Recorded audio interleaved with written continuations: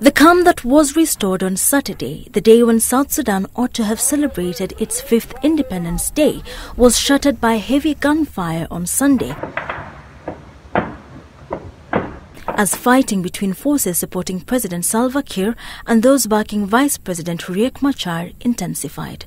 This triggering fears that the world's youngest country, which is still reeling from 2 years of civil war, could be slipping back into conflict.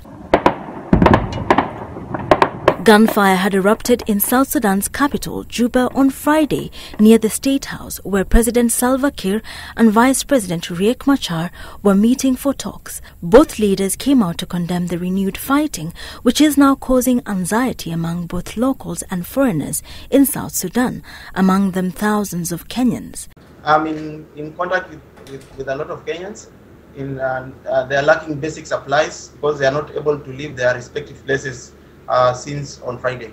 Up to now, as we are speaking, there is heavy artillery and light weapon machine guns, and we can see some gunships hovering on top of houses around.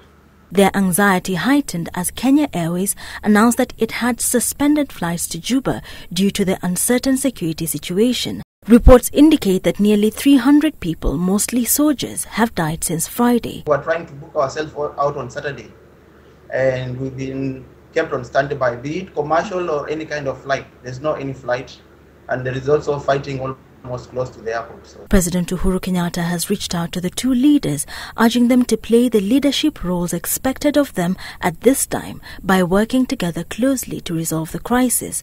The President urges President Kiir, first Vice President Machar and Vice President Wani, to urgently move heavy weaponry and huge contingents of soldiers out of civilian spaces in the capital, Juba.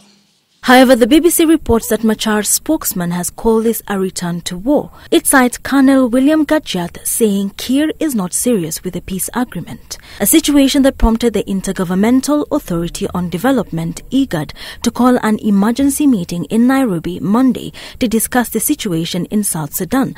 Further, the United States Embassy in South Sudan has urged its citizens to be vigilant and to avoid non-essential movement.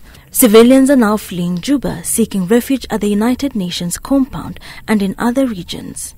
Wilkister Nyabwa, Sunday Live.